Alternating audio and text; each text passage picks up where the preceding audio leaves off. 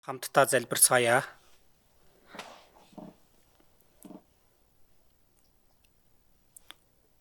Тэнгэр газар болон түүн доторх бүхнийг бүтээсэн,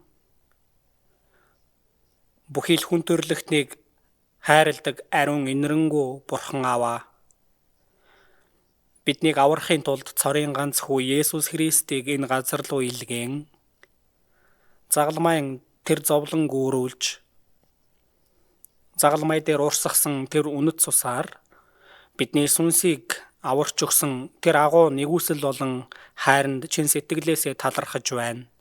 Бидний сэтгэлд Деваажингийн амьд найдварыг оруулж өгч, эзний бий болсон чуулган дотор биднийг өсгөж, Деваажинд очих тэр өдрийг хүртэл бидэнтэй үргэлж хамт байж, хамгаалж, удирдах байгаад ч талархаж байна.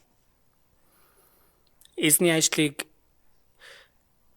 эцсээ хүртэл үйлдэхийн тулд энэ чуулган дотор эзэн та сайн мэдээг тараа гэсэн үүргийг өгч, тэр үүргийг бид бүхэнд хариуцуулсанд үнэхээр их баярлалаа. Солонгосоор зогсохгүй дэлхийн өнцөг болон бүр төртөл энэ Деваажингийн сайн мэдээг гэрчлэхээр бидэнд хүчийг өгч, бас үг болон ариун сүнсний хүч чадлыг өгч, дэлхийн өнцөг болон бүрт сайн мэдээ тараагч нар оцсон газар болгонд сайн мэдээ хүчтэйгээр тунхаглагдаж, Бурхны чуулган босгон байгуулагдаж байгаа газар бүрт бид сонсож харж байгаад үнэхээр их талархаж байна. Сайн мэдээний ачааг үүрэн, сайн мэдээ тараахаар явсан сайн мэдээ тараагч нар болон гэр бүлийнхнийг эзэн та эрүүл мэндийг нь хамгаалж өгөөд, махан бие болон сүнслэг ерөөлөөр илүү бат бөх байлгаж өгнө. Тэгээд эзэн та өөрийн хүслээ үйлдээрээ түүгээр зогсохгүй одоо Америкт сайн мэдээ тараахаар явсан ахлах пастор болон сайн мэдээний багийн гишүүд эрүүл мэндийг нь та хамгаалж өгөөд, эзний хүслийг үйлдээд эрүүл саруул дахиж эргэж ирэхэд хамгаалж өгөөд, удирдах өгөөрэй.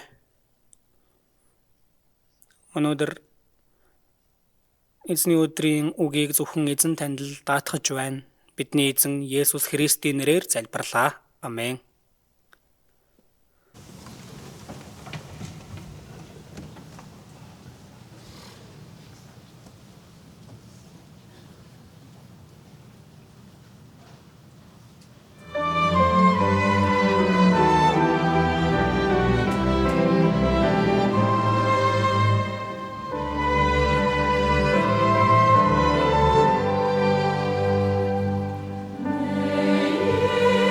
Sing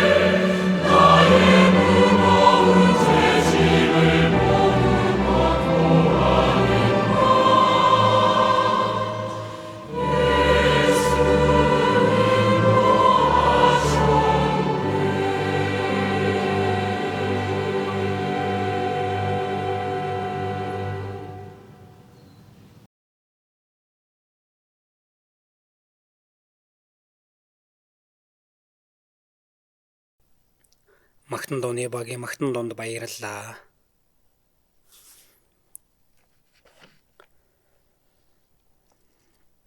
Луг 14-р бүлгийг бүгдээрээ авч ургаараа тогтоочоосоо гэж хүсэж байна. Хамтдаа Матай 16-аас харъя. Матай 16 24-р ишлэл байна.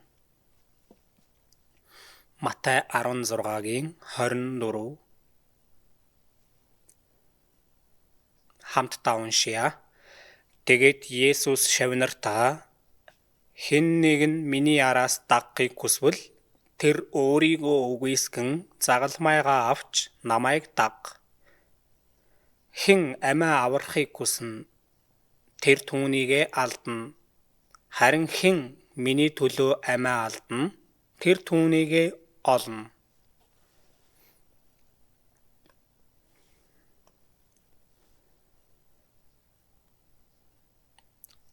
Өнгөрсөн цагт Есүс Христийн шавийн амьдрал сэдвээр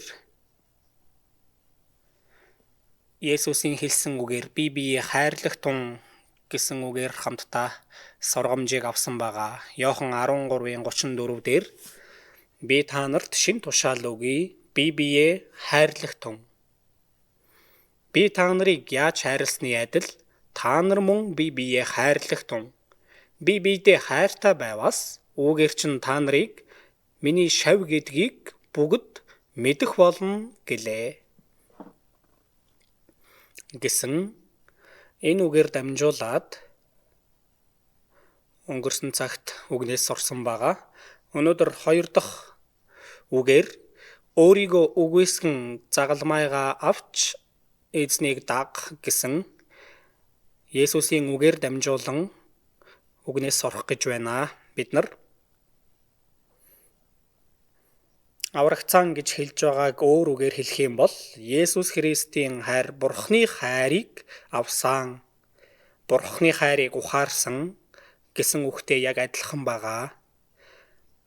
Байхгүй хайраар хайрл гэж хэлээгүй, хайрыг бидний сэтгэлд цутгаж өгсөн учраас цутгаж өгсөн тэр хайраар дамжуулан тэр хайр нь эзний өгсөн тэр агапе хайр, болзолгүй хайр, тэгээд бас хязгааргүй хайр, үрд мөнхийн хайр, тэр хайрыг бидэнд цутгаж өгсөн учраас тэр хайраар би биеэ хайрлах юм бол үнэхээр энэ хүмүүс Бурхны илгээсэн Есүс Христийн хэлсэн түүний хүслийг дагаж буй Христийн шавнар юм байна гэдгийг мэдэх болно гэж байгаа ахна. Хайр бол эцэст нь бид үхэж байж биелэгдэх зүйл.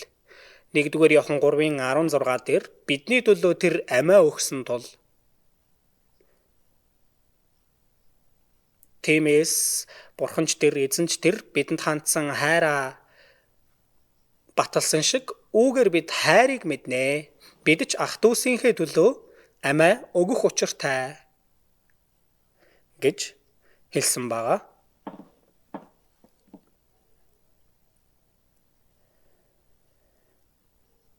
Тэгж байж л бид нар үнэхээр Христийн шав гэдгийг бусад хүмүүс мэдэх болно гэж байгаа ахна. Христэд итгэгчдийн дунд үнэндээ гин нүгэл алдаа дутагдлыг уучлахгүй бол сэтгэлийн амар амгалангаа алддаг. Завар цаашлаа зогсохгүй бүр зовлон шаналлалтай болдог. Бурхан бид бүхэнд эвлэрлийн үгийг өгсөн. Ямар ч хүнтэй эвтэй болгож өгсөн. Бас үхээд дахин амилсан Есүс Христийн эхний хэлсэн үг амар амгалан та нарт байх болтугай. Байнга түгшүүртэй байгаад л, байнга сэтгэлийн шаналлалтай байгаад л, дүнсгэр царайлаад л ямар нэгэн муухай сэтгэл хөдлөл дотор байгаад байвал түүнийг одоо мартаж хаяад амар амгалан бай гэсэн байна. Амар амгалан амьдарч болохоор Бурхан Есүс Христээр дамжуулаад хийж өгсөн. Одоо бид нар тийм амьдралаар амьдраад зогсохгүй бусад хүмүүс ч гэсэндээ тийм амьдралаар амьдарч чадахын төлөө энэ сайн мэдээг тараа гэж хэлсэн байгаа. Түүгээр зогсохгүй энэ хайр нь томоор бол гмийн уучлал. За гмийн уучлал бол энэ зүрхнээсээ хийх зүйл. Тэгээд бас нэг шат ахиад үйлчлэл гэж хэлж байгаа явдал байгаа. Үйлчлэх нь гар хөлөөрөө дамжуулан хийдэг зүйл байгаа. Тиймээс Есүс энэ өчүүхэн хүмүүсийн нэгэнд шавийнхан хувьд уух аяг хүйтэн ус өгсөн хинч шагналаа эс алдна. Үннээр би та нарт хэлье. Тэр хүн шагналаа эс алднаа гэсэн байгаа. Аврагцсан ахан дүүсээр зогсохгүй бусад хүмүүст үйлчлэх үйлчлэл. Тэр хайрын биелэл бол Бурхан түүнийг огтхон ч мартахгүй гэж байгаа ахна. Бид үүнийг хайхрахгүй байж болохгүй. Христэд итгэгчдийн дунд магадгүй өөрийнхөө төлөө амьдрдгаас болоод Бурханы өгдөг тэр мөнхийн шагналыг мартаад өөртөө итгэлгүй гунигтай амьдралаар амьдарч байх боломжтой. Тиймээс тэр амьдралаас гарах ёстой байна. Би Христийн шав гэдгээ батлахын тулд эзний тушаалын дагуу хайрыг биелүүлэх явдал байгаа. Гмийн уучлал, үйлчлэх амьдралаар амьдрах явдал байна. Эзэн биднийг аврахын тулд үхснээр тэр агуу хайраа бидэнд илчилж харуулсан. Тэр хайрыг ухаарсан хүмүүс бие биеэ хайрлаж чадах тийм хайрыг бидний сэтгэлд цовтгосон байгаа. 1-р Петр 1:22-ыг уншиж байсан. Та нар үнэнд дуулууртай байснараа үнний үг, авралын сайн мэдээ, үнний үг бахан энэ авралын сайн мэдээг сонсож тэр үгийг хүлээж авсан. Тэр үгэнд дуулууртай байснараа сэтгэлээ хариуцгаж бохир болсон заваан болсон байсан миний сэтгэл буюу сүнсийг ариусгаж чин сэтгэлээс ах дүүсээ хайрлах болжээ. Чин сэтгэлээс ах дүүсээ хайрлах болжээ. Бурхан тийм болгож өгсөн гэж байгаа хан. Бид нар одоо тийм байдал руу явах ёстой байна. Чин сэтгэлээс ах дүүсээ хайрлах болжээ. Тэнхүү бие биеэ зүрхний гүнээс хайрлах тун. Инг гэж байгаа хан. Тэгэх юм бол амьдрал юу вэ? Жинхэнэ аз жаргал юу вэ?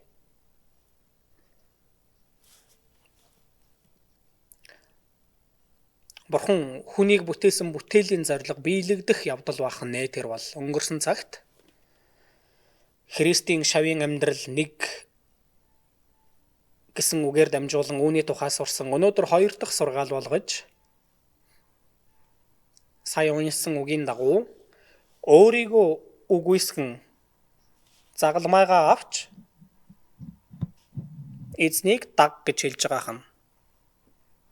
Энэ үг Лук 9-р бүлэг дээр бас гарч байгаа харцгаая. Лук 9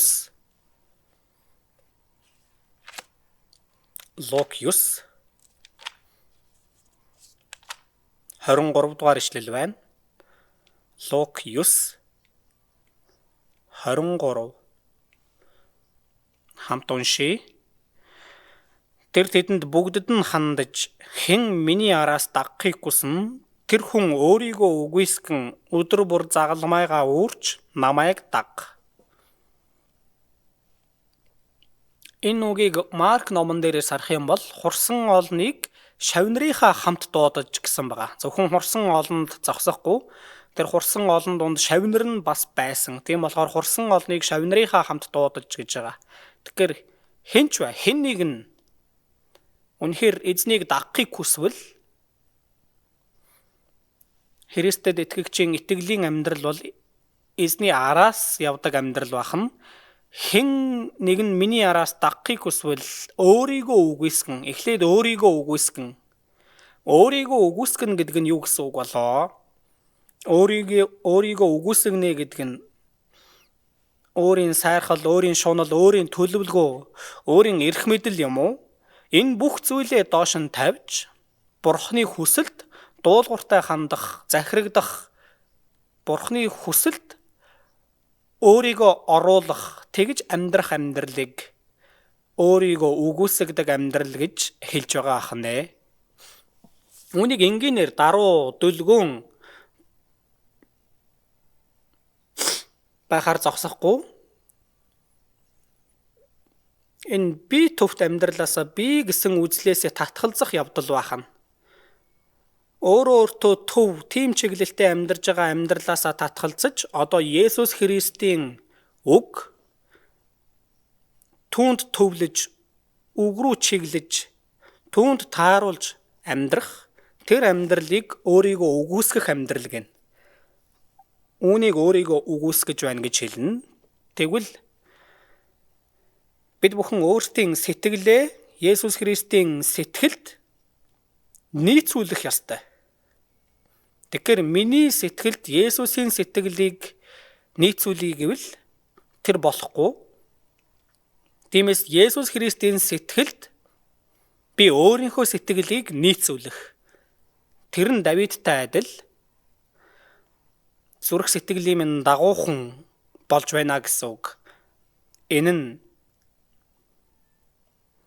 эзэнд сэтгэл нь нийцсэн явдал болно. Соломоныг ч гэсэндээ Соломон мэргүү хааныг гуйсан чинь Бурхан түүнд эзний мэлмээ таашаагдав гэж хэлж байгаа. Энэ нь Есүс Христийн сэтгэл байгаа. Есүс Христ бол хүн төрлөختний авралын төлөө Бурханы хүсэлд өөрийнхөө хүслийг өөрийнх нь хүсэж байсан зүйл байсан боловч миний хүслээр биш. Таныхаар болог. Аавынхаа хүсэж байгаа зүйлд өөрийнхөө сэтгэлийг нийцүүлсэн. Энэ нь өөрийгөө үгүйсгсэн явдал байгаа. Тийм болохоор Филиппой 2 дээр та нар тийм бодолтой бай. Есүс Христэд байсан тийм бодолтой бай. Хэдийгээр тэрээр Бурханы дүр байсан ч Бурхантай тэгш байх гэсэнгүй. Харин өөрийгөө юу ч үгүй болгон боолын дүрийг авч хүнтэй адил болжээ. Энэ дүр төрх бол өөрийгөө үгүйсгэж байгаа дүр төрх бахан. Тийм биз дээ. Есүс Гетсеманы цэцэрлэгт загалмайг үүрхийн өмнө шүнжин залбирсан байгаа. Шавнар нь тэнд нойрмоглол, нойрсол унтаж байсан.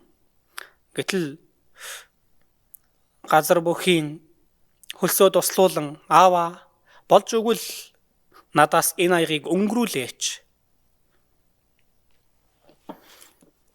Есүс ч гэсэндээ тэр загалмайн зовлон түүнийг мэдж байсан болохоор амар зүйл байгаагүй байгаа. Гэвч миний хүслээр биш, харин таныхаар болог. Өөрийгөө бүрэн гүйцэд үгүйсгэж байна. Бурханы хүсэлд, Бурханы таалалд өөрийнхөө сэтгэлийг бүрэн нийцүүлсэн бахан. Тэр нь өөрийгөө үгүйсгсэн явдал байна. Илч Паул яасан бэ? Илч Паул махбодын хувьд гайхуулах зүйл их байсан. Тэр бол Илч Паулын гадна төрх. Өөрийнхөө гарал үүсэл, өөрийнхөө боловсрал, өөрийнхөө зэрэг дэв, өөрийн ололт амжилт, өөрийн үлдэж байсан шашны зүтгэл, өөрийгөө дүвийлгэх бүхий л зүйлсийг хог шаар мэт үдсэн. Тэр бүгдийг хаяад өөрийгөө бүрэн гүйцэд Христийн сэтгэлд тааруулсан байгаа. Филиппой 3 хайж олъё. Филиппой 3.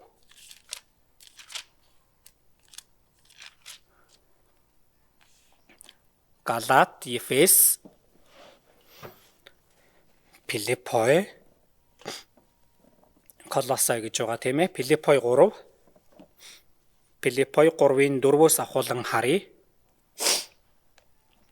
Мах бодод түшиглэх шалтгаан гэвэл надад ч бий. Хэрв хиннийг нь мах бодод түшиглэх гэдэг бол би бүрч түшиглэж болно. Би 8 дахь хоногтоо хоцлуулсан Израиль үндэстэн Беньямин овгийн еврейгээс төрсэн еврей, хуулийн хувьд фарисей, идвэх зүтгэлээрээ бол чуулганыг хавчигч, хууль дахь зөвхт байдлаар бол өөсөвгүй хүн юм. Би чинь бас ч гэж мундаг хүн. Би 8 дахь хоногтоо хоцлуулсан. Би чинь Израиль үндэстэн, Бурханы сонгогдсон үндэстний хүн. Бас анхны хаан Саулыг гаргасан Беньямин овгийн хүн. Зүгээр нэг еврей биш. Би еврейгээс төрсөн еврей. Хуулийн хувьд би бол фарисей хүн. Бүрэн гүйцэд Бурхны үгийн дагуу амьдрах гэж хичээдэг фарисей хүн юм аа. Тэгээд бас хичээл зүтгэлээрээ бол би чуулганыг хавчигч, энэ чуулган гэж байгаа нь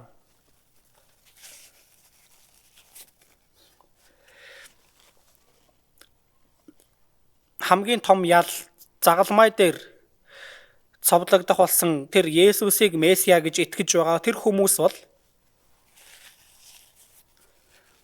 Тэнгэр газрыг бүтээсэн Бурхан, бүхнийг мэдэж төгс өчөд Бурхан тэр алдрын Бурханыг бүрэн доромжилж басамжилж байгаа явдлаа. Тэд бол буруу урсгалынх. Тиймээс би тэр чуулганыг хавчих тал дээр үнэхээр зүтгэлтэй хүн. Над чиг ийм хүн хаана вэ?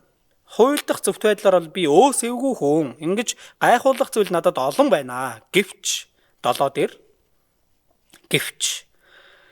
миний хувьд ололт байсан болгоныг би Христийн төлөө хохирол болгон тооцдог. Бүхий л зүйлийг хохирол болгон тооцдог нь би Христ Есүс эзний танин мэдхийн хосгүй давуу талын төлөө. Гайхуулах тэр зүйлс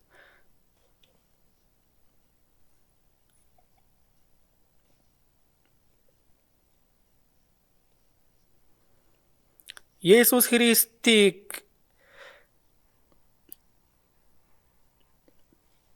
танихтай харьцуулж үзэхэд бол тэр нь юу ч биш, шалахгүй зүйл юм аа. Тиймээс Христ Есүсийн хосгүй давуу талыг мэдэх нь хамгийн үнцэнтэй. Түүнээс бусдыг би хохирол болгож үздэг, хог гэж үздэг, Христийг олохын тулд гэж байна. Ингэж Христийн зөвхт байдал, Бурхны зөвхт байдлыг тээж байна. Миний зөвхт байдал гэж байхгүй. Миний тээж байгаа зөвхт байдал хуулиас гардаг юм биш ээ. Харин Христэд итгэснээр ирдэг, итгэл суурилсан Бурхны зөвхт байдалтайгаар түүнд олдохын төлөө юм аа. Бид ч энэ зөвхт байдлыг тээсэн байгаа. Бид ч гэсэндээ. Бид үнэн дээр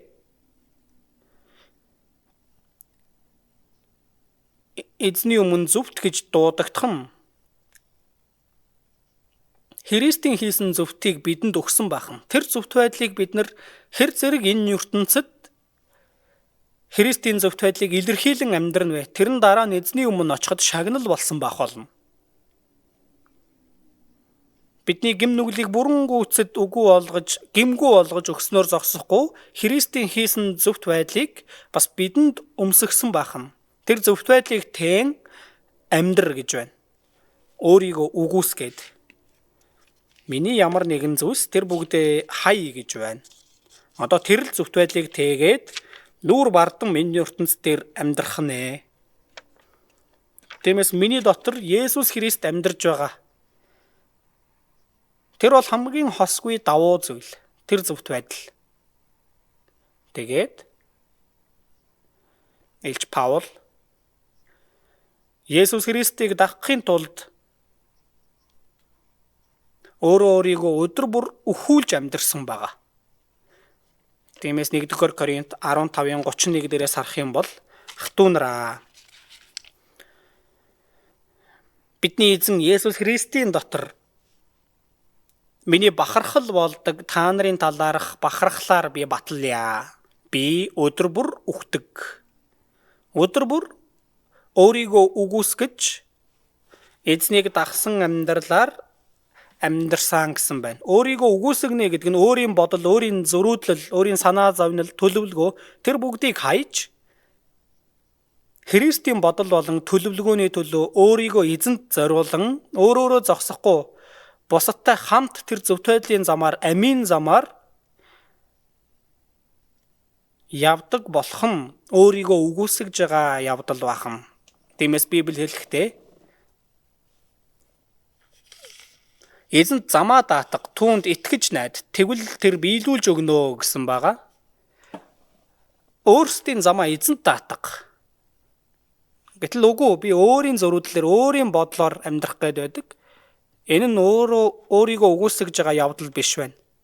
Өөрийгөө үгүйсгэнэ гэдэг нь эзэнд замаа даатгах явдал. Үйлсээ эзэнд даатга. Тэгвэл бодол санаа чинь биелнэ гэсэн байгаа.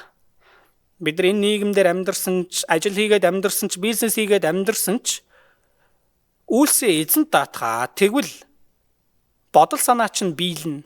Тийм ээ. Бүр цаашлаад Ром 12:19 дээр хайртууд минь өшөө хонзонгоо хизээч бүү ав.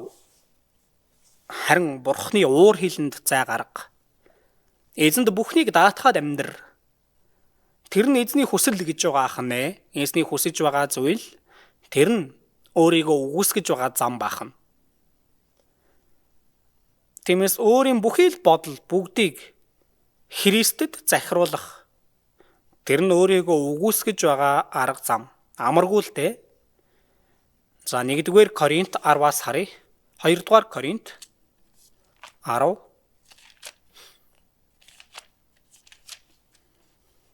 2-р Коринт 10. 3-р ишлэл. 2-р Коринт 10-ын 3. Учир нь бид мах бодод алхдагч, тийм ээ. Бид нар мах бодод алхаж байгаа. Мах бодож гэсэндээ чухал.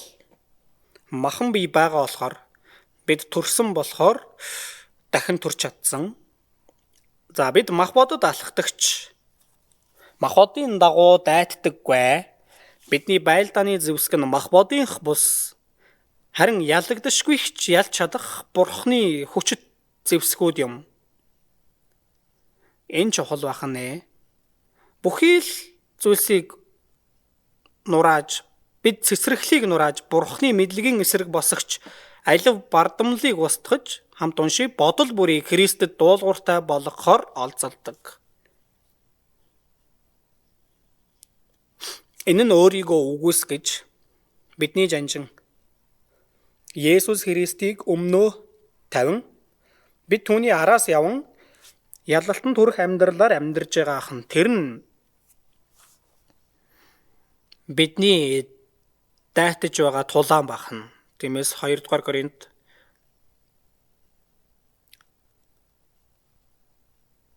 5:14-15 дээр Христийн хайр биднийг албаддаг. Учир нь нэг нь бүгдийн төлөө өгсөн тул бид бүгд өгсөн гэж бид ятгагцсан. Миний өмнө нь гайхуулж исэн зүйлс тэд нар бүгд өгсөн байх нэ. Тэрээр бүгдийн төлөө өгсөн учраас амьд байгсад одоо цаашид Христийн зөвхт байдлыг өмсөн цаашид өөрсдийн төлөө бас амьд байгсад нь өөрсдийн төлөө бас өөрийгөө үгүйсгэж харин өөрсдийнх нь төлөө үхээд амьлуулагдсан түүний төлөө амьдрнаа. Энэ нь өөрийгөө үгүйсгэж эзнийг дагаж байгаа амьдрал бахнэ. Тиймээс Илч Паул Галаат 2:20 дээр амьд байгаа нь би биш ээ. Би Христтэй хамт цовдлогдсон. Би үхсэн гэсэн үг. Бүгд үхсэн шиг би ч үхсэн. Би Христтэй хамт цовдлогдсон. Амьд байгаа нь би биш ээ. Харин миний дотор амьдардаг Христ юм аа. Тэгвэл би гар хумаад байхгүй. Христийн хүсэлтэд миний хүсэл нийцэж үнэндээ үйлдэлийг нь би гаргах ёстой. Эдүүгээ мах боддоо миний амьдарч байгаа нь тэрийг мэдэхгүй байж болохгүй. Мах боддоо миний амьдарч байгаа нь намайг хайрлаж миний төлөө өөрийгөө өргөсөн Бурхны хүүд итгэх итгэлээр амьдарч байгаа хэрэг юм аа. Тэр Есүс Христийн хүсэл, тэр үг түүний араас амьдрах. Өөрийн хүслийг эзэнд нийцүүлэн амьдрах амьдрал бахна. Өөрийгөө дөвийлгэх гэх биш, харин эзний араас явах. Тэгээд хүмүүсийг агнах загсчин болж амьдрах. Тэр нь өөрийгөө үгүйсгэж байгаа амьдрал бахна. Тиймээс Даниэл иш үзүүлэгч хэлэхдээ хэрсэн ухаантнууд Тэнгэрийн туяа шиг гялалзаж олныг зөвхт байдалд авчрагчид од мэт үрд мөнхөд туяарнаа. Өөрийгөө үгүйсгэж байж л энэ биелэгдэх боломжтой. Тиймээс 1-р Коринт 9-оос харах юм бол би бүгдээс чөлөөтэй атлаа. Илүү олныг авахын тулд өөрийгөө бүгдийн боол болгосон. Би бүгдээс чөлөөтэй. Гим нүглээс би чөлөөлөгдсөн. Одоо би бол эрх чөлөөтэй. Гэвч өөрийгөө бүгдийн боол болгосон. Яагаад вэ? Илүү олныг олж авахын тулд бусдад боол болсон нь өөрийгөө үгүйсгэж байгаа явдал, өөрийгөө өхүүлж байгаа явдал. Бусдыг олж авъя гэвэл би өөрийгөө өхүүлэх ёстой. Юудэчүүдийг олж авахын тулд би юудэчүүдэд юудэ адил. Хуулийн дор байгсдыг олж авахын тулд би өөрөө хуулийн дор бусатлаа. Хуулийн дор байгсдад хуулийн дор байгч адил. Хуйлгуучүүдийг олж авахын тулд хуйлгүй нэгэн мэт.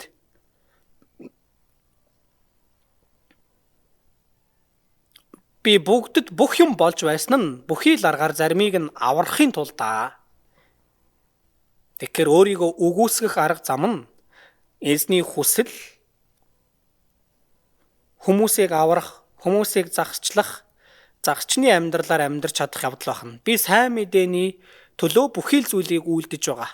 Сайн мэдээний ёроолыг хуваалцагч байхын тулд энэ сайн мэдээнд оролцож байгаа явдал байна. Нэр төр өөрийгөө ботсон сэтгэлээ бүгдийг нь хаяад эзний хайрыг хэрэгжүүлэх. Тэгээд өөрийгөө би бол юу ч биш ээ.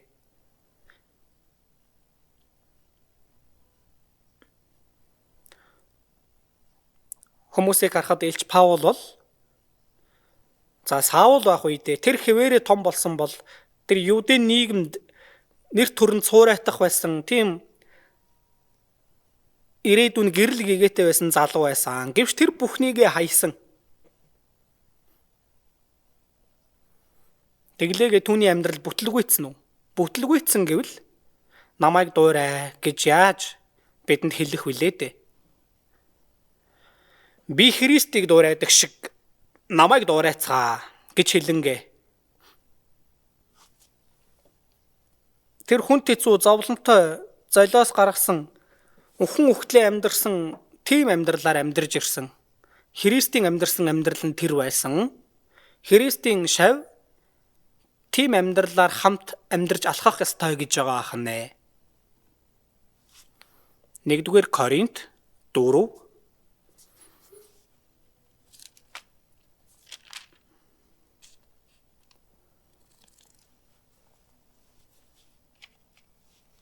1-р Коринт 4 12-оос 13 хүртэл хамт уншия. Өөрсдийн гараар зүтгэн хөдөлмөрлөж, зүгхэд нь юрөөж, хавчхад нь твчиж, доромжлоход нь ээлдэг хариулан, муучлахад нь аргацаар бид өдгөө хүртэл хорвоогийн хог хамгийн шаар мэт болсон. Бид ч гэсэндээ одоо тийм болсон байна. Есүс Христ бол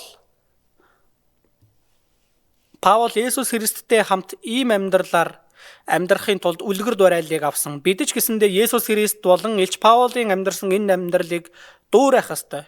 Өөрсдийн гараар зүтгэн хөдөлмөрлөж, тийм ээ? Бид үнгүй хоолоо олж амьдрах юм уу? Зүтгэн хөдөлмөрлөж, зүгхэд нь юрөөж,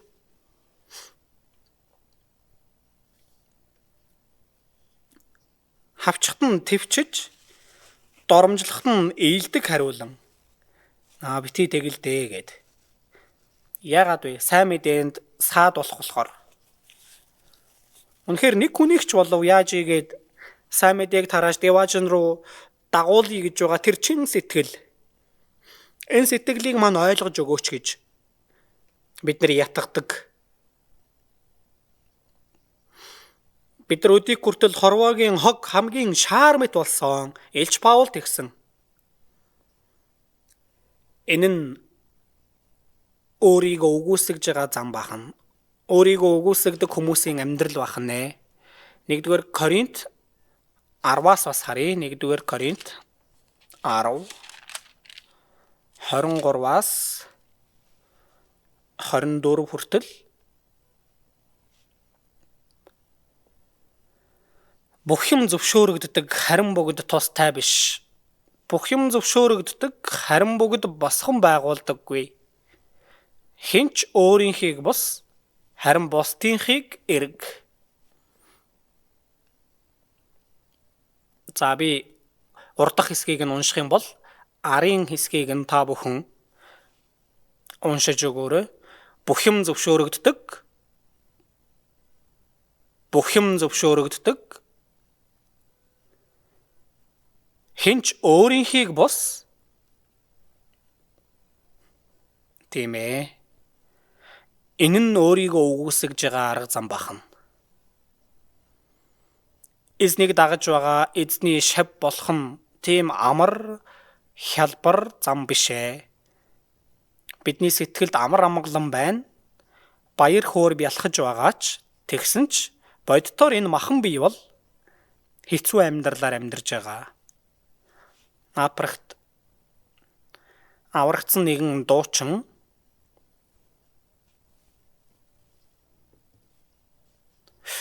нэг дуу зохиосон байгаа. I cry cry cry. Би уйлж байна. Миний сэтгэл баяр хөөртэй баяр баясгалантай байгаа ч аврагдаагүй эцэг ихээ харах юм бол миний сэтгэл уйлж байна. Бас I cry cry cry би уйлна. Сэтгэл минь жаргалтай байна. Найдвар минь бялхан байна. Тэгсэн ч там руу явж байгаа найз нөхдөө харах юм бол би уйлнаа.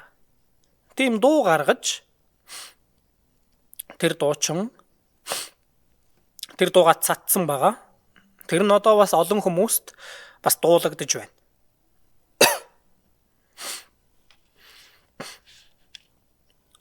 Бүх юм зөвшөөрөгддөг, харин бүгд тустай биш. Бүх юм зөвшөөрөгддөг, харин бүгд босхон байгуулдаггүй.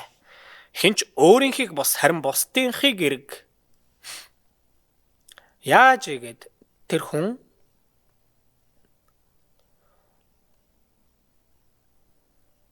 эзний хайранд олзлогдож энэ үннийг ухаан аврагдаж мөнхийн деваажинд хамт амьдарч болох тийм хүнийг бий болгоё гэж байгаа хам. Тэр нь өөрийгөө үгүйсгэж байгаа арга зам байна. Өөрийгөө үгүйсгэнэ гэдэг нь өөрийнхөө бүх зүйл, өөрийнхөө төлөөх төлөвлөгөө, шунал, өөрийн бодол, үзэл тэр бүгдийг хайж эзний үгийн өмнө сөхөрч эзний хүсэлтэд өөрийн хүслийг нийцүүлэн амьдрах. Тэглээгээд энэ ертөнц дээр амьдрахгүй юм биш. Энэ ертөнц дээр яг адилхан амьдарж байгаач зүг чиг нь өөр байна. Бодол нь өөр байна.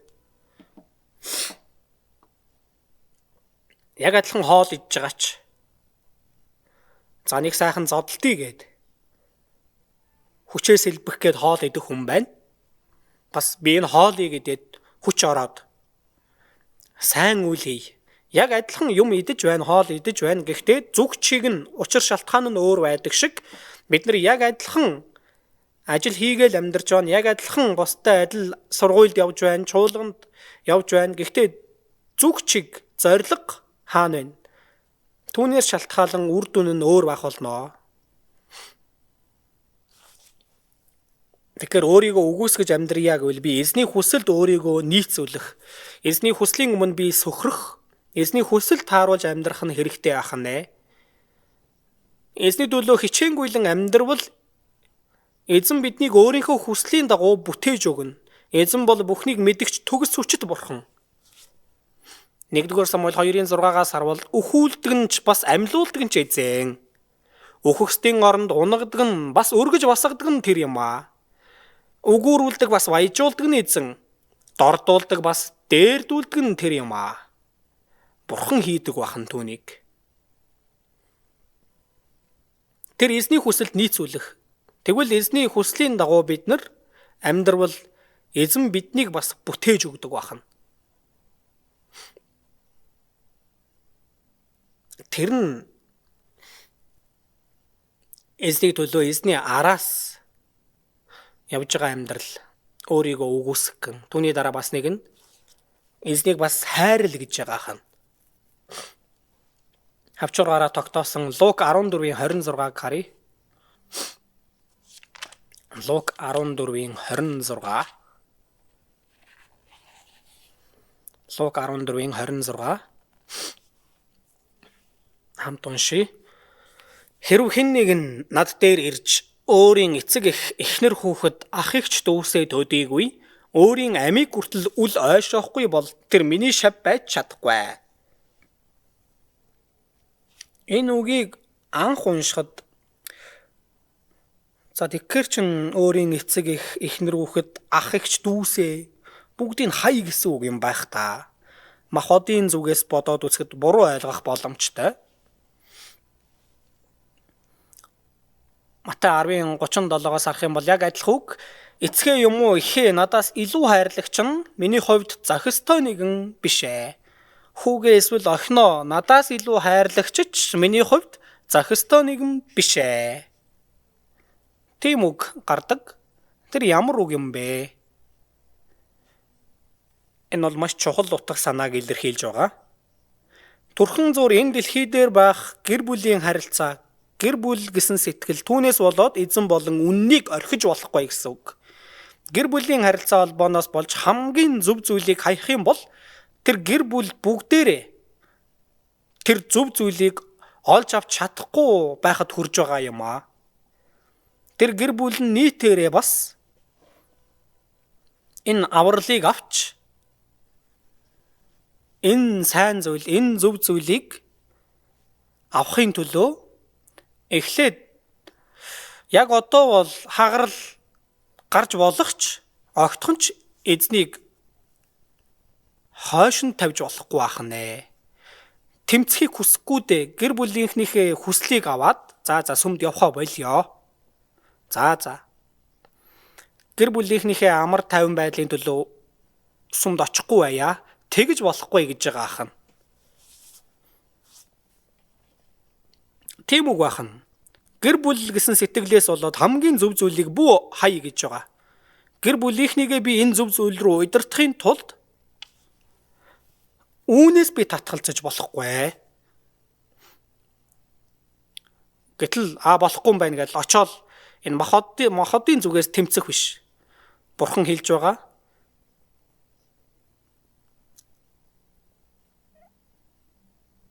Тагтаамит ариун могоомит ухаалаг нэгэн бай. Есүс шавнартаа хэлсэн биз дээ. Би та нарыг илгээж байна. Сүрэг чонон дунд хонь мэт илгээж байна. Аврагдаа тартал. Нэг юм хэлий гэхээр урдаас бөө юм ярьж байна. Тэгдэг үсттэй. Дийлдэггүй үсттэй. Бүгдээрээ үтсэн бидтэй. Тэмээс тагтаамит гимгүй бай. Могоомит ухаалаг бай гэж хэлсэн байгаа. Тэгэхээр энэ зөв зүйлээ хайж болохгүй гэж байгаа. За одоо 20 гаруй жил болсон байна. Чуулганы сургуулийн нэгэн охин сурагч. Үнэхээр үнцэнтэй зүйл энэ байгаад байдаг. Гэтэл аав нь үнэхээр их эсэргүүцдэг байсан. Бүтэн сайн л болох юм бол сүмд явуулахгүйгээд заримдаа бүр гар хүртэл хүрдэг байсан. Тэгэл сүмд явуулахгүй гээл тэгдэг байсан. Тэгэх юм бол аавда яаж игээд л аргалаад л би найзтайгаа хамт даалгавраа хийчээд ингэчээд ирий гэж хэлээл ухаалгаар тэгэл чуулгандаа очдог байсан. Чуулгандаа очоод бүлгийн нөхөрлөл дээр уйлж байгаа. Аав нь бүр тэр охиныхоо Библийг ураад л зарим үед Библийг нь зүгээр ус руу шидчихдэг байсан. Тэгэл заримдаа ингээл усанд норцсон, буцаага хатаацсан тийм Библитэй ирдэг.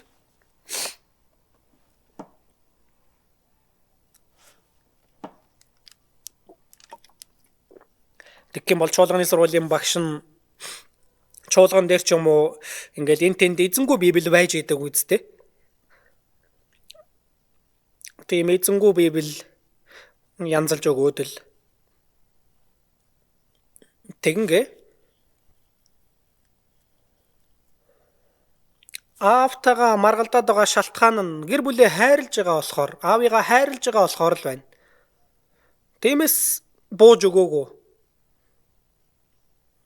Аав нь тэгж их хавчид зовоож байгаад чи яагаад ингэж байгаа юм бэ юу?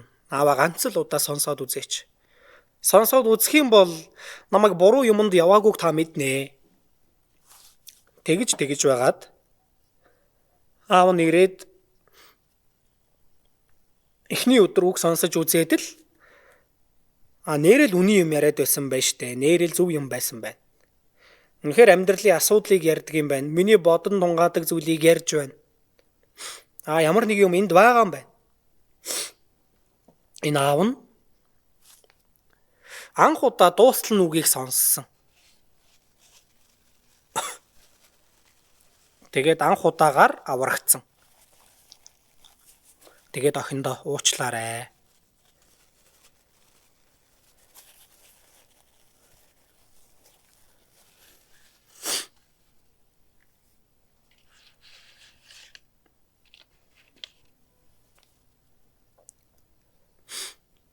Лук 14 сарын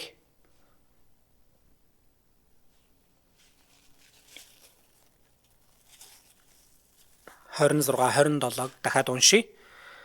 Хэрв хэн нэг нь над дээр ирж өөрийн эцэг эхнэр хүүхэд ах эгч дүүсээ төдийгүй өөрийн амийг хүртэл үл ойшоохгүй бол тэр миний шав байж чадахгүй. Загалмайгаа өөрөлгүй намайг дагагч нь миний шав байж чадахгүй.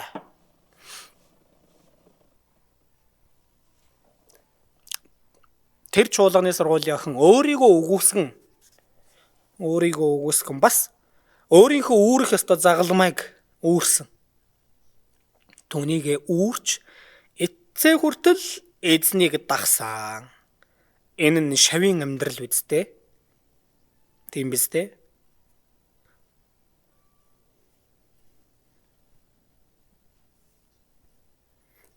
Үннийг эсэргүүцэж байгаа гэр бүлийнхнийгээ баярлуулахын тулд үннийг тараах тал дээр бууж өгөх юм бол болохгүй. Гэвч тагтаамит гим зэмгүй байх. Гэр бүлийнхнийгээ аврахын тулд илүү тодорхой байх хэрэгтэй. Сайн мэдээг тараахын тулд. Тэгэхийн тулд могоо мэт ухаалаг. Цус бол уснаас илүү өтгөн гэж байгаа. Харин үнэн бол хүний цуснаас илүү эрхэм нандин. Яагаад вэ? Үнэнд бурхны цус түрхэгдсэн болохоор. Тийм биз дээ? Бурхны цус түрхэгдсэн. Гэр бүлийнхэнтэйгээ хагарал үүссэн ч, маргаан үүссэн ч яаж игээд мөн хамтаа болохын төлөө хайраар бүх хүчээ дайчлан тэгж байж өөрийгөө үгүйсгэж загалмайгаа үүрч байж л тэр нь би шав гэдгийг батлах зүйл байна. Матай 10 сарын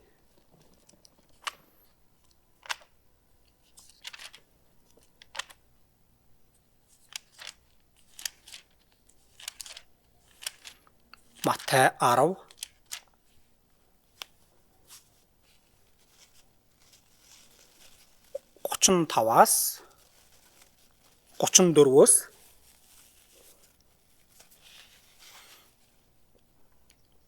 37 хүртэл хамт уншия. Намайг газар дээр инх тайвныг авчрахаар ирсэн гэж бүү бод. Би инх тайвныг бус харин илд авчрахаар ирсэн юм. Хүүг эцгийнх нь эсрэг, охиныг эхийнх нь эсрэг, бэрийг хадам эхийнх нь эсрэг болгохын тулд би ирсэн. Хүний дайсан нь гэр бүлийнх нь болно. Эцгээ юм уу эхээ надаас илүү хайрлагч нь миний хувьд зохистой нэгэн биш. Хүүгээ эсвэл охиноо надаас илүү хайрлагч ч миний хувьд зохистой нэгэн биш тийм ээ. Намайг газар дээр инх тайвныг авчрахаар ирсэн гэж бүү бод. За мэдээж инх тайвныг авчрахаар ирсэн. Гэвч энэ инх тайвны төлөө заримдаа илд. Энэ илд гэдэг нь бурхны үг бахнэ. Илд авчрахаар ирсэн. Би ирсэн нь гэр бүлийн хооронд хагарал бий болгохын тулд хагарал гарцаагүй байх болно гэж байгаа юм. Тийм болохоор энэ итгэлийн тал дээр огтхонч бууж өгж болохгүй, ялагдаж болохгүй, харин ухаалгаар хандах ёстой. Хэдэн 10 жилийн эн амьдралыг харах биш, харин мөнхийн амьдралд илүү хүнд чин тавих хэрэгтэй. Тиймээс Галаат чуулганы итгэгчдэд Илч Паул Христ Есүст хамаатай хүмүүс өөрсдийн мах бодыг бозар хүсэл тачаалынх нь хамт загалмайд цовдлсон гэсэн. Тийм. Зөвхөн энэ зүг чиг чухал бахан дуулал номны бичээч дуулал 73-ын 25 дээр Тэнгэрт танаас гадна хэн надад байгаа вэ? Танаас өөр юу ч газар дээр би үл хүснэ. Газар дээр эзнээс өөр хүсэх нэг нь надад байхгүй гэсэн. Тэм учраас Илч Паул бид амьдралаач эзний төлөө амьдардаг, бид үхлээч эзний төлөө үхдэг. Тиймээс амьдарсан ч үхсэн ч бид эзнийх гэсэн байгаа. Амьдралаач бид эзний төлөө амьдардаг, үхлээч бид эзний төлөө үхдэг. Тиймээс амьдарсан ч үхсэн ч бид эзнийх. Эцэст нь бид амьдарж байгаа нь эзний төлөө амьдарж байгаа боловч эзний төлөө амьдарж байгаа нь эцэст нь бид өөрсдийнхөө төлөө амьдарж байгаа хэрэг болно. Эцэст нь энэ нь зөв амьдрал байсан байж таарна. Тиймээс Христэд итгэгч хүмүүс яг өмнөө байгаа урдах зүйлээ харах биш, харин алсыг хардаг байх хэрэгтэй.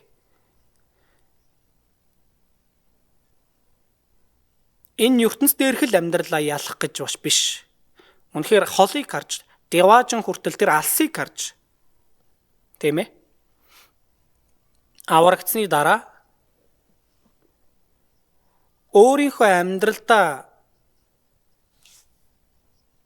улаарч шунаж амьдрах биш, харин итгэлийн 7 давхар барилга байна да. Түүнийг овоолж алсыг харж амьдрах хэрэгтэй.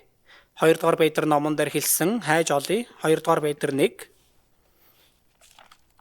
2 дугаар Петр Яаковын дараа 1 дугаар Петр, 2 дугаар Петр 2 дугаар Петр 1 5-аас ахуулан харъя. Яг энэхүү шалтгааны улмаас та нар бүхий л хичээл зүтгэл дээр итгэл дээрээ сайн чанар дээрээ мэдлэгийг, мэдлэг дээрээ өөрийгөө захирахыг, өөрийгөө захирах үе дээрээ төвчээрийг, төвчээр дээрээ итгэл сүсгийг, итгэл сэсэг дээрээ ах дүүсэг инэрлийг 8 дээр 8-9 хамт уншия. Та нарт эдгээр нь байгаа бөгөөд улам нэмэгцээр байвал энэ нь эзэн Есүс Христийг мань мэдхэд та нарыг ашиггүй, үр жимсгүй байлгахгүй. Эдгээр чанараар дутагддаг хүн бол урдын нүглээсээ цэвэрснээ мартсан сохор богино бодолтой нэгэн мөн.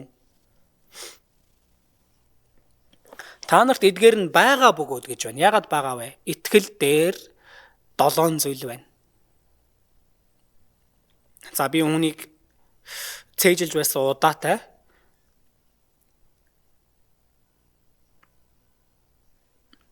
Итгэл дээрээ сайн чанар дээрээ юу илээ? Мэдлэгийг. Тэгэд мэдлэг дээрээ өөрийгөө захирахыг, түүний дараа төвчээрийг, түүний дараа итгэл сүсгийг, тэгэд ах дүүсэг инэрлийг.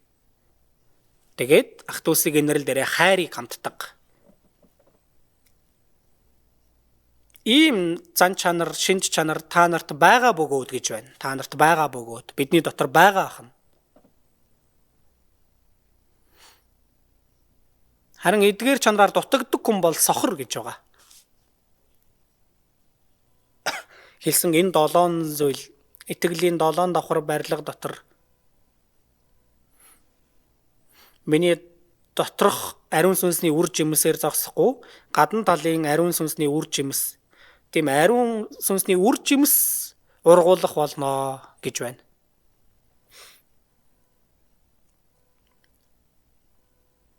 Тэдгээр бүхий л зүйл Христийг хайрлаж байгаа хайр байгаа учраас байгаа ах нь.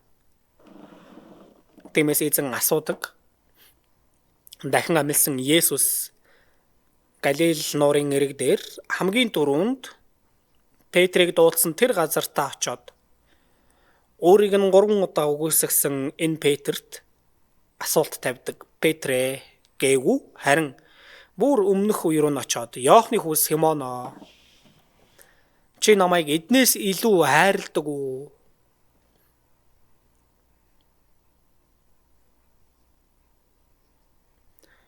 Есүс загалмай дээр цовдлогдож өгөхийн өмнө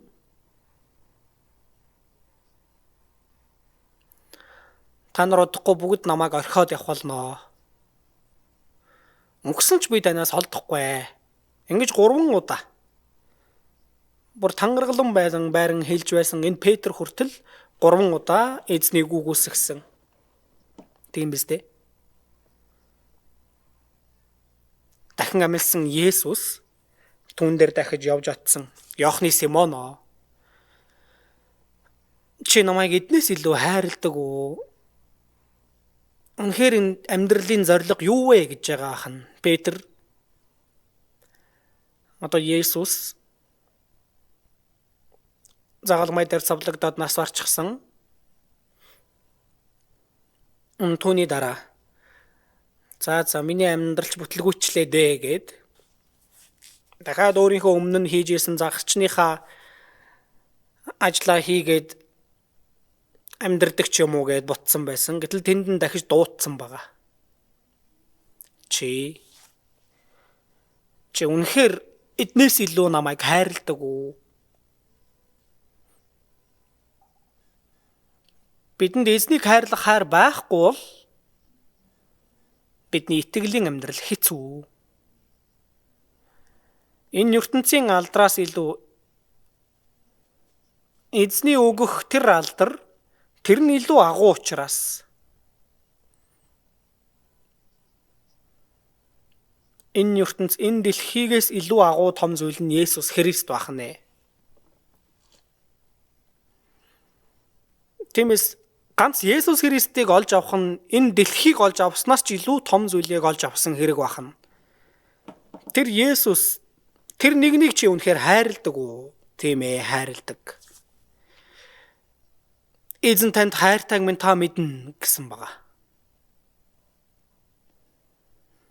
Юудэчүүдийн дотроос ч Есүст итгэсэн хүмүүс байсан. Иохан 12-оос харъя. Иохан 12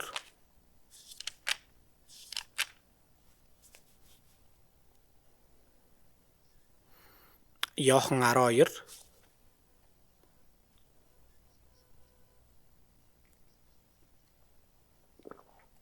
42-оос 43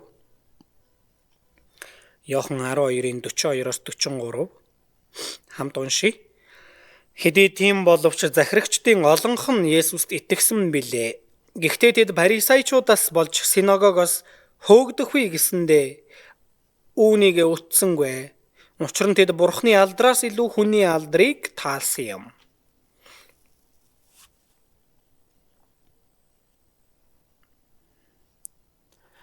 Есүст итгэдэг хүмүүс олон байсан. Гэвч хөөгдөхгүй гэсэндээ айсан байгаа. Тэр синагогоос Евдийн нийгмээс хөөгдөх юм бол одоо идэж уух өөрсдийнх нь аж амьдралд асуудал үүснэ. Хичнээн ботсон ч харанхуй байгаа. Тэгээд өдийг хүртэл өөрийнхөө босгон байгуулсан бүх зүйлийг алдахад хүрнэ. Тэр юудэчүүдийн нийгэмд. Өдийг хүртэл хүмүүсээс авсан алдар суу байсан. Түүнийгээ хүртэл томд тооцож байна. Учир нь тэд Бурхны алдраас илүү хүний алдрыг таалсан юм аа.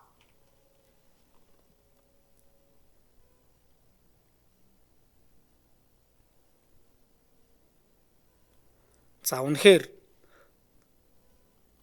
зориг гаргаад илчлэх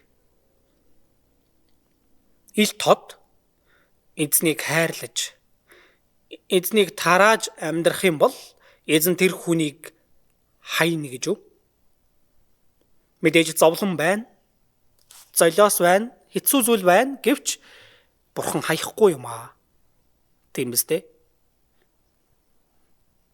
Учир нь тэд бурхны алдраас илүү хүний алдрыг таалсан юм. Бид яадаг вэ?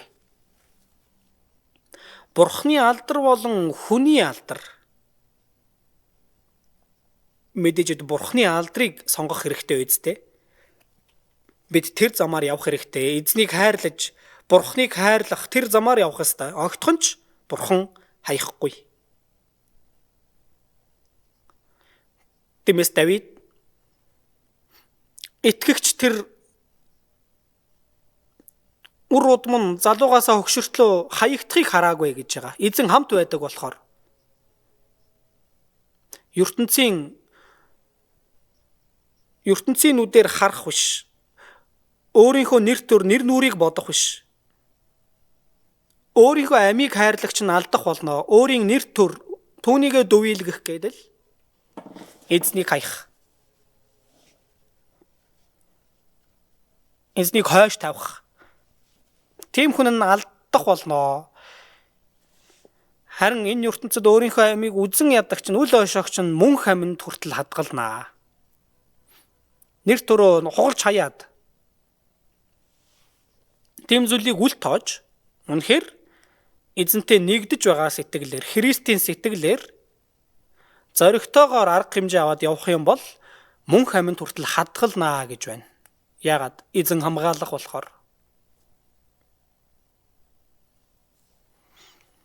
Илч Паул би хүмүүсийн талыг ирэх үү? Эсвэл бурхныхыг үү? Эсвэл би хүмүүст таацуулах гэж хичээх юм уу? Хэрэг би эдүүгээ хүртэл хүмүүст таацуулсаар байсан бол Христийн зарц биш байх байсан. Бид бүгдээрээ Христийн зарц гэж хэлж байгаа ахна. Бүх хүмүүст ил тод хэлж байна. Бид бол Христийн зарц. Тэгэх үед хүмүүст таацуулах уу? Хүмүүсийг баярлуулах уу? Хүмүүст таацуулахын тулд эзнийг хаях уу гэж байгаа ахна. Йохны Симоно чи намайг эднээс илүү хайрладаг уу? Тийм ээ эзэн. Танд хайртайг минь та мэднэ. Тийм шүү дээ. Эзнийг хайрладаг болохоор бид энэ чуулган дотор бүхий л зүйлийг хийдэг. Өөрийн мөнгөө зарцуулан, өөрийн цагаа гарган, өөрийн эд хөрөнгөө зориулан бүх юмсыг хийдэг.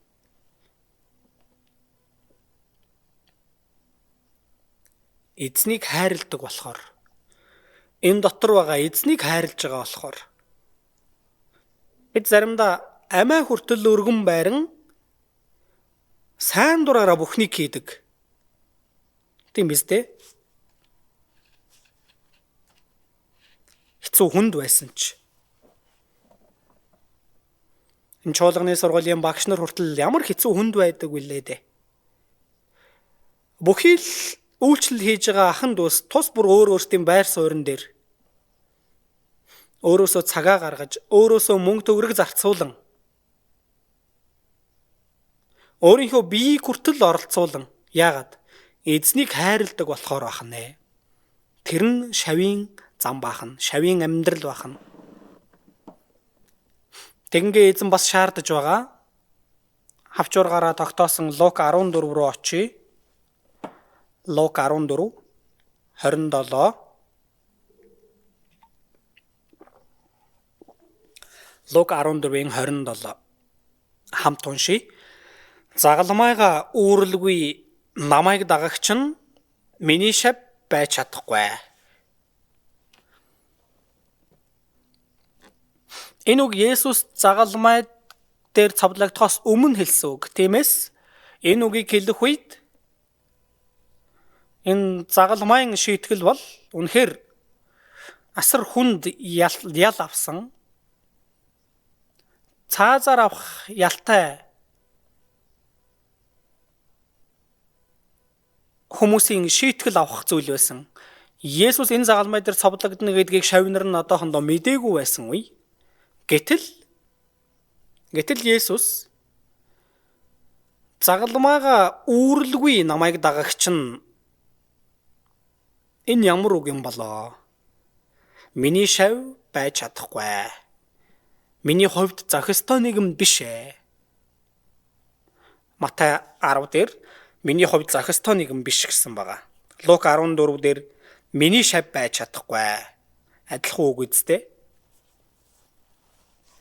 Эзэн биднийг хайрласандаа өөрийнхөө амийг хаяж биднийг мөнхийн сүрлээс аварч өгсөн. Загалмайн хүч чадал тэр бахна. Загалмайн хүч чадал бол өөрөө үхэж нөгөө хүнээ амьдруулах. Энэ бол загалмайн хүч чадал бахна.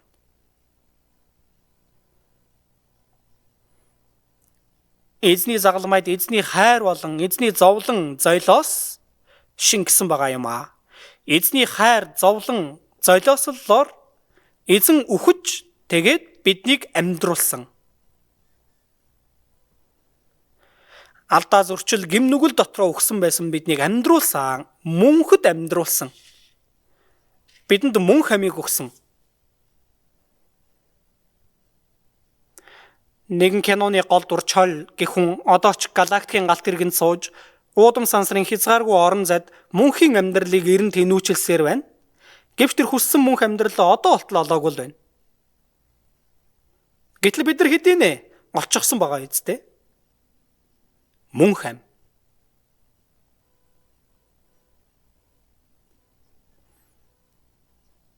Бидний үүрч байгаа энэ загалмай энгийн нэг зовлон биш ээ.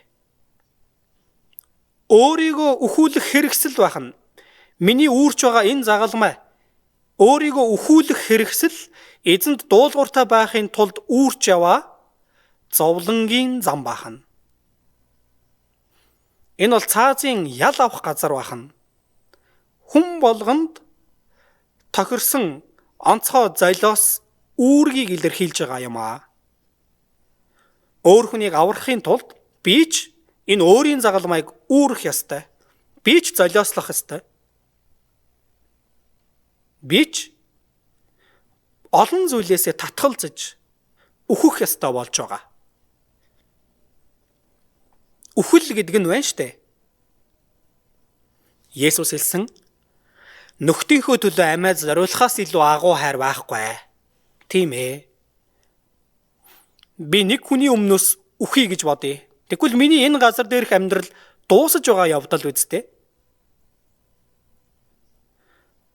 Үхлээр хайрыг илэрхийлнэ гэдэг нь тэр бол хамгийн том хайр.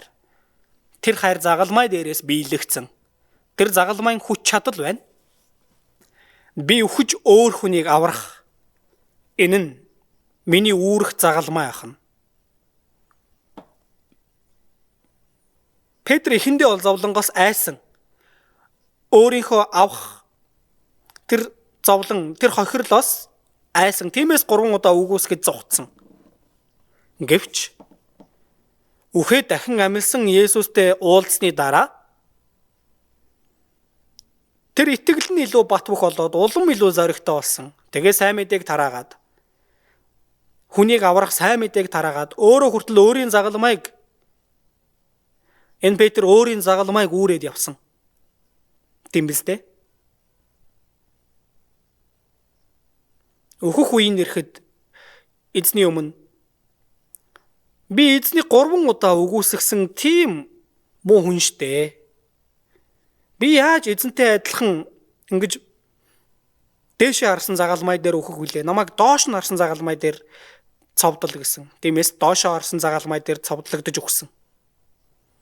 Стефан үйлчлэгч. Стефан гэх тэр шав Үлс 7 дээрээс харах юм бол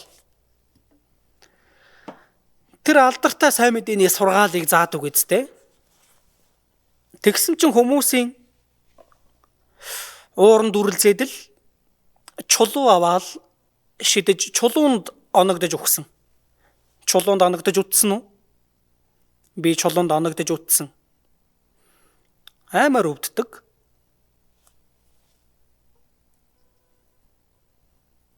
Үнэхээр тэнгэр эргээд л тэр өвдөлтийг үгээр хэлхийн аргагүй. Гэтэл өхөн үхтлээ чулуунд шидүүлнэ гэдэг бол төсөөлхийн аргагүй. Чулуунгаар шидүүлэн өөхөхдөө үйлчлэгч Стефан энэ нүглийг нь тэдэнд бүү тохооч. Тэгээ залбираад Тэгээд нойрсуу гэж байгаа эцтэй. Тэгээд нас барсан. Энэ нь Стефаны үүрэх ёстой загалмай байсан.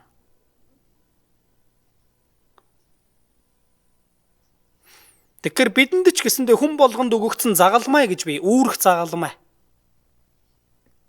Энэ цаг үед амьдарч байгаа Христэд итгэгчийн загалмай нь юу болоо? Ямар загалмайг үүрч байгаа бол?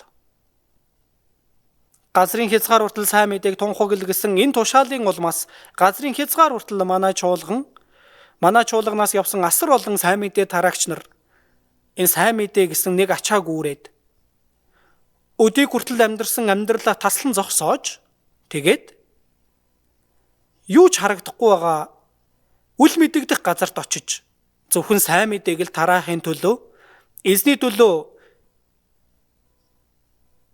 гайхалтай амьдрья гэсэн. Энэ нь надад өгсөн загалмай юм байна гэж итгээд өөрийгөө өөхөх байр, өөрийнхөө өөхөх газар тэр нь өөрийнх нь загалмай байна. Тэр загалмайгаа үүрхийн төлөө явсан байна. Тэгээд бид ч гэсэндээ тэдэнд итгэж байгаа болохоор араас нь дэмжихийн тулд, араас нь туслахын тулд бас сайн мэдээний сангийн үргэл цуглуулж явуулж байгаа. Өмнө нь Илч Паул сайн мэдээ тараахад Филиппой чуулганууд тэр сайн мэдээний үргэл цуглуулад явуулж байсан шиг бид нар ч явуулдаг. Итгэлээ сахин амьдарч байгаа дэлхийн энэ тэнд байгаа бүхий л итгэгчид хүн тус болгон өөр өөрсдийн байр суурин дээр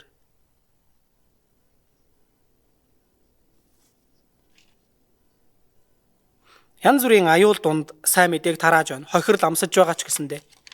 Одоо зарим улсад энэ сайн мэдээг тарааж агаад хэн нэгэн мэдэгдэх юм бол тэгээд илчлэгдэх юм бол шоронд хүртэл орж байгаа. Одоо тийм зүйл ч болж байна. Бас гарч ирэх юм бол буцаад л сайн мэдээг тарааж байна. Хэд хоногийн өмнө тэр пасторудтай уулзаад ирсэн илүү бат хатуу байгаа. Миний үүрэх ёстой загалмай. Тэр загалмайнаас дургуйцахгүй. Бүгдээрээ тэр загалмайг үүрч байна.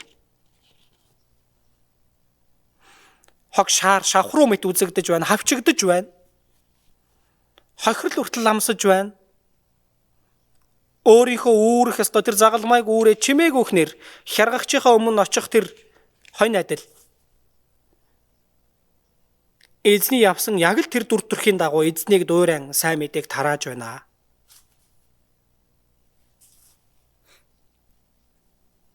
Энэ ертөнцийн дээр ирсэн, энэ дэлхий дээр төрсэн бүхий л хүмүүс өөрсдийн үүрэх ёстой загалмай байгаа. Энэ ертөнцийн дээр төрсэн Есүс Христ тэр нэгэнд ч үүрсэн загалмай бий. Бидэнд ч үүрэх ёстой загалмайнууд бий. Тэр загалмай би өөрийнхөө гэмээс болж үүрэх биш, харин өөр сүнсийг аврахын төлөө би өгөх нь тэр нь миний загалмай ахна. Бусдын итгэлийг босгон байгуулахын тулд би өөхөх тэр нь миний загалмай ахна. Тийм биз дээ?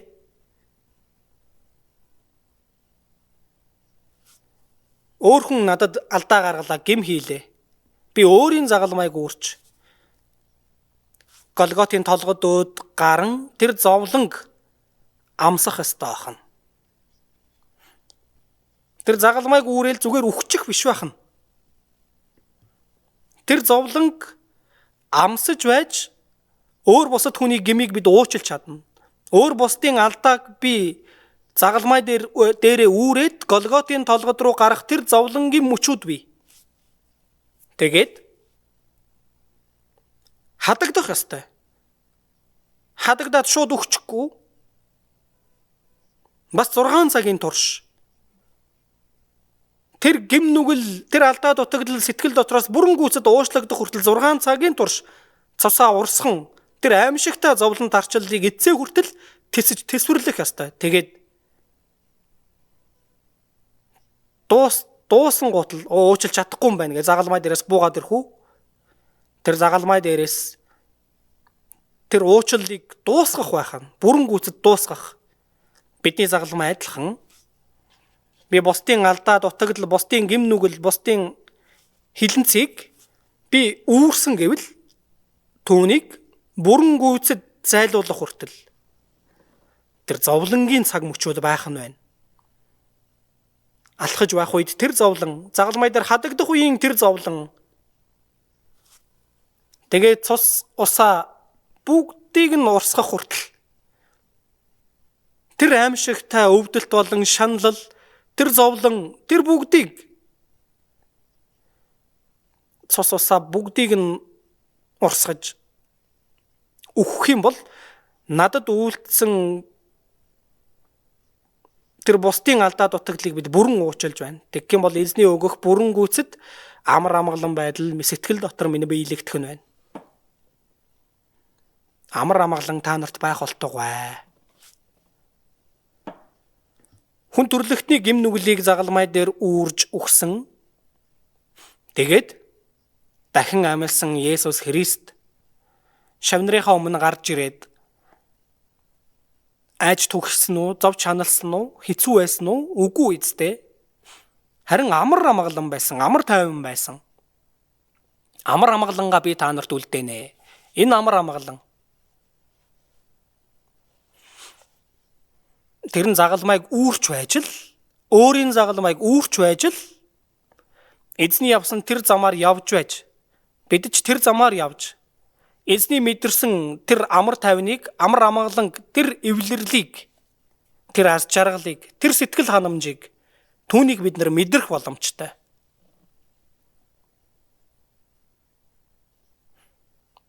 Тэгээд эзний араас дагахын тулд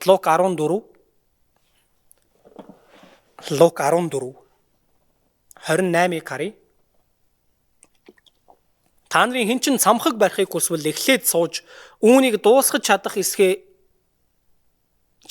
үзэхээр зардлыг нь тооцоолохгүй вэ. Ганц цамхаг барихад хүртэл ямар нэгэн ажилд тооцоо судалгаа хэрэгтэй. Бид ч эзний замаар явахын тулд, дагаад явахын тулд тооцоо хэрэгтэй.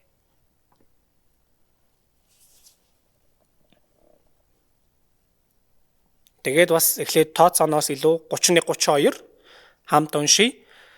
Түнчлэн өөр хааны эсрэг дайлаар мордохдоо өмнөөс нь айс уй 20,000 дайчдыг 10,000 дайчид нь сөрж зогсох хүч болж чадах эсхийг урьдчилан зөвлөлтөхөр суухгүй байх ямар хаан байх вүлээ. Хэрв чадахгүй бол өнөөх хааныг бүр хол байхад нь энхийн хилэлцээр гуйн илчээ илгээн.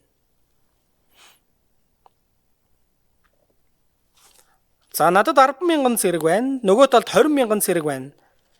Тулалдах юм бол, дайдах юм бол ялалтах нь тодорхой. Тэгвэл энхийн хилэлцээр гуйё гэж байгааз. Магадгүй 20,000 дайчинтай эсрэг тал руу би энхийн хилэлцээр гуйвал яаж гуйх вэ? Гуйвал би боолн болох ёстой болно. Намайг хүлээн аваач. Би таны боол олё. Ингэж байж энхийн хилэлцээр болно үү үстэй?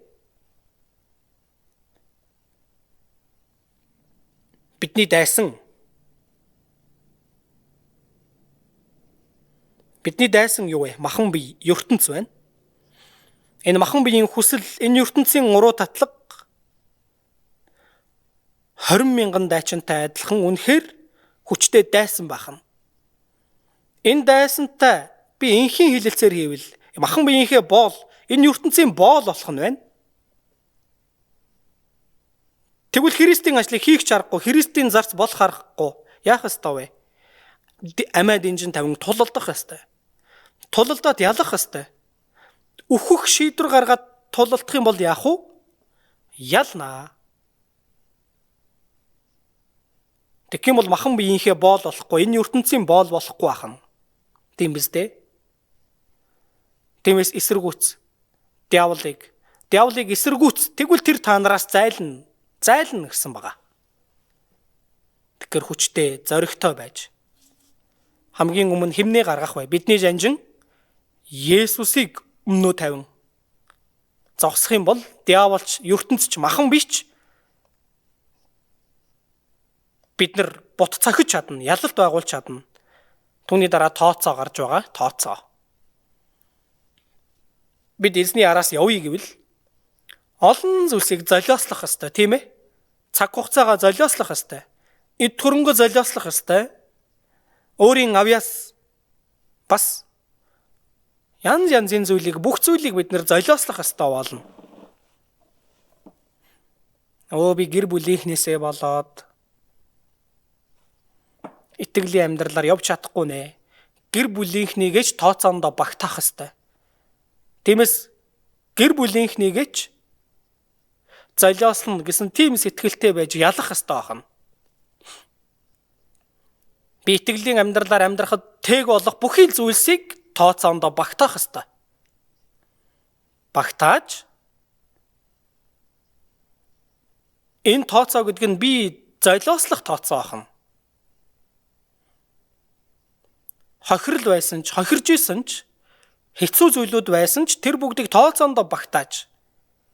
За хохирсон ч яах вэ гэсэн шийдвэртэй байх. Бас хавчигдах тийм шийдвэртэй ч байх. Ямар нэгэн шийдвэртэй байж тэр бүгдийг тооцоондоо багтааж. Тэгээд эзнийг өмнөө тавин эзэнтэй нийлж гарах ёстой байх нэ. Тэгж байж бид бүхэн Христийн шав гэж дуудагдах болно. Тийм биз дээ. 33 хамт уншия. Иймээс та нарын хинэн ч байгаа бүхнээсээ эс татгалзваас миний шав байж чадахгүй. Тийм ээ зөв. Хинэн ч гэж байгаа. Та нарын хинэн ч хэнийг ч ялгаагүй байгаа бүхнээсээ эс татгалзваас миний шав байж чадахгүй. Надад байгаа шунал, миний нэр нүрээ бодсон сэтгэл, миний хэрэгм зэв, миний амар амгалан байдал, миний ая тух, зөвхөн миний л сахиж хамгаалах ая тух, эд хөрөнгө тэр бүгдээ эзний төлөө ашиглах ёстой. Эзэнд өргөх ёстой. Мордехай Естратанд ингэж хэлдэг. Хааны эрх дарахад хүрсэн чинь энэ цагийн төлөө ч юм бэлүү хэн мэдэх вэ?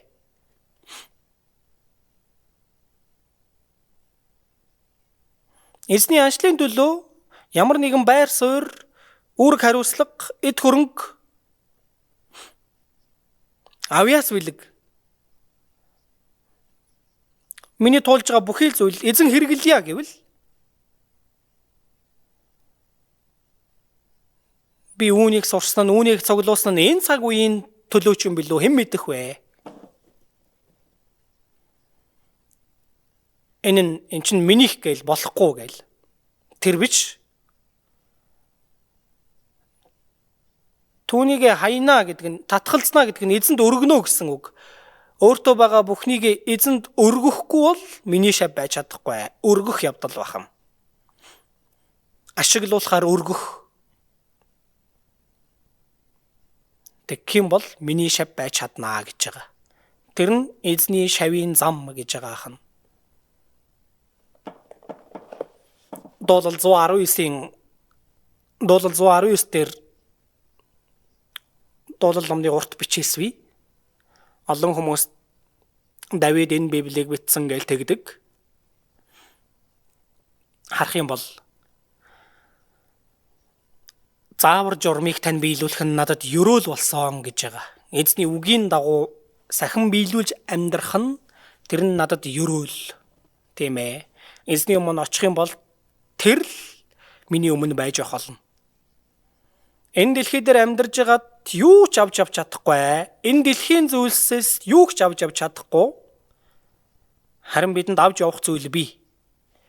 Эзний өмнө авч явж чадах зүйл бий.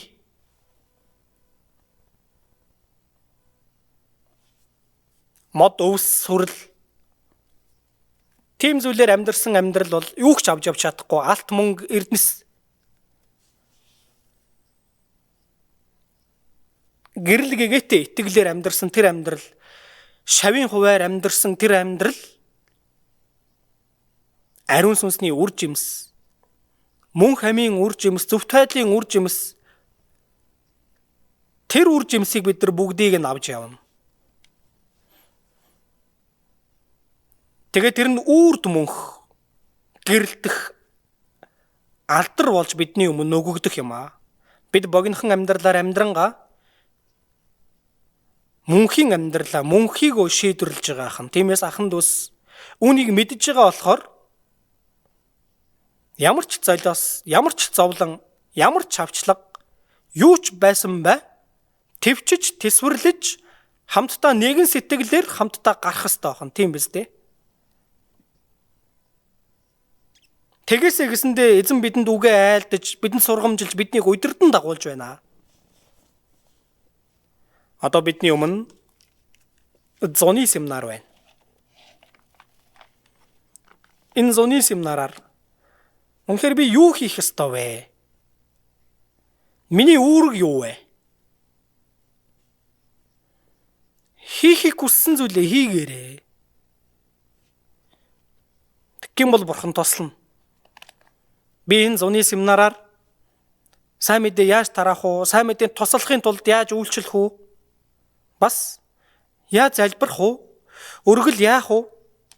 Хийхийг хүсснээрээ эзэн миний сэтгэлийг яаж хөдөлгөж өгөх нь түүний дагуу. Тэр бол нэгүсэл юм аа. Нэгүсэл. Түүнийг хийх ёстой. Үйлцнийхэн дагуу буцаан төлнө гэсэн байгаа. Тэр нь шавийн зам гэж хэлж байгаа. Өнөөдөр Христийн шавийн амьдрал 2 дугаарыг сурлаа. Хамтдаа залбирая. Бурхан аав таньда баярлалаа. Есүсийн араас дагсан Петр, тэгээд түүний араас дагаж буй итгэлийн хүмүүс, тэгээд мөн тэдгээрийн араас бид бүхэн дагаж байна. Бурхан ааваа.